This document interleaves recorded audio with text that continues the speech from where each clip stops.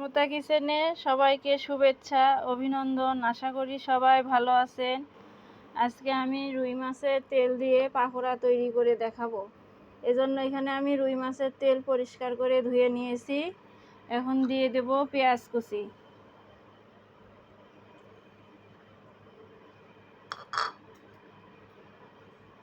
ধনিয়া পাতা কুচি, কাঁচামরিচ কুচি,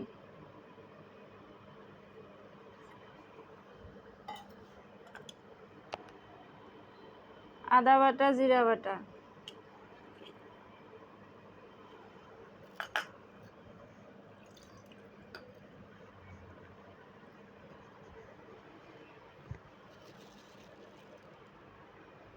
দিয়ে দেব 1 চামচ বেসন,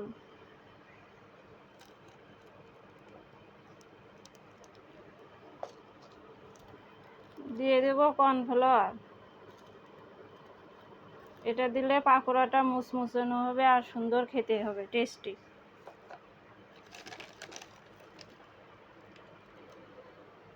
এরপর দিয়ে দেব আতপ চালের গুঁড়া,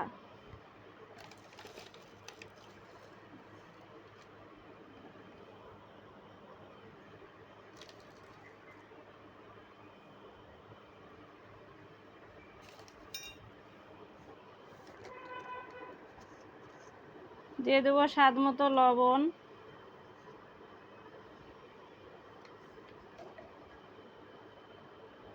হলুদের গুঁড়া,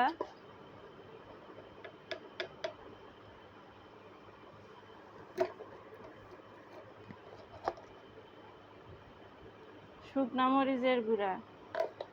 আমি সামান্য করে দিচ্ছি, আপনারা আপনাদের পরিমাণ মতো দিয়ে নেবেন। ধনিয়া গুঁড়া। এবার সব উপকরণ একসঙ্গে মেখে নেব।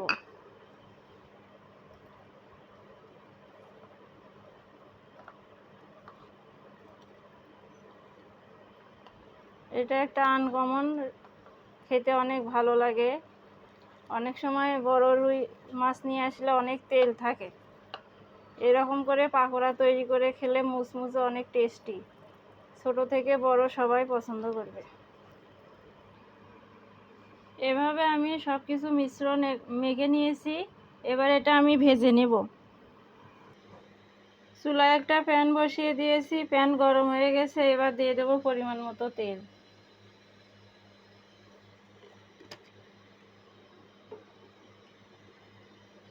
তেলটা নেড়ে চেড়ে গরম করে নেব।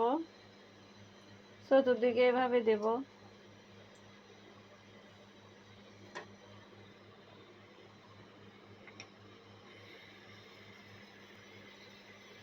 রুই মাছের তেলের পাকোড়াগুলো আমি এবার দিয়ে দেব প্যানে।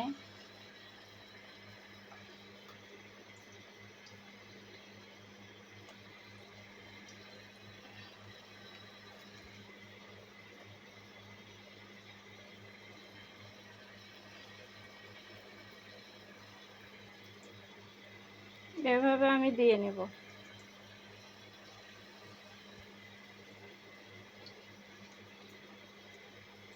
এরকম তেল, বড় রুই মাছ নিয়ে আসলে তেল হলে এরকম পাকোড়া তৈরি করে খেয়ে দেখবেন, অনেক টেস্টি হয়। ছোট থেকে বড় সবাই পছন্দ করে। বাবুরা তো আর অনেক পছন্দ করে, ছোট বাবুরা। আমার বাবু তো মানে দেখে খাওয়ার জন্য পাগল হয়ে গেছে।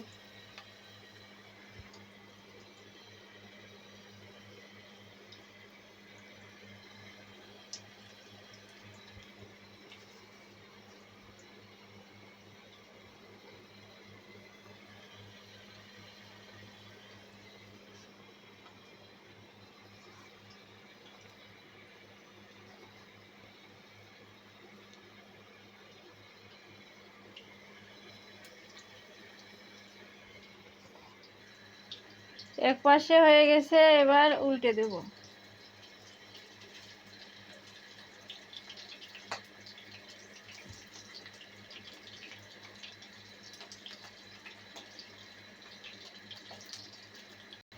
এভাবে আমি পাকোড়াগুলো উল্টে দিয়ে নিচ্ছি।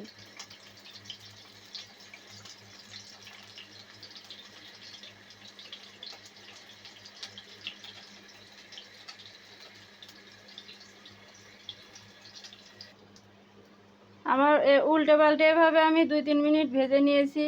পাকোড়াগুলো ভেজে নেওয়া হয়ে গেছে, এবার আমি তুলে নেব।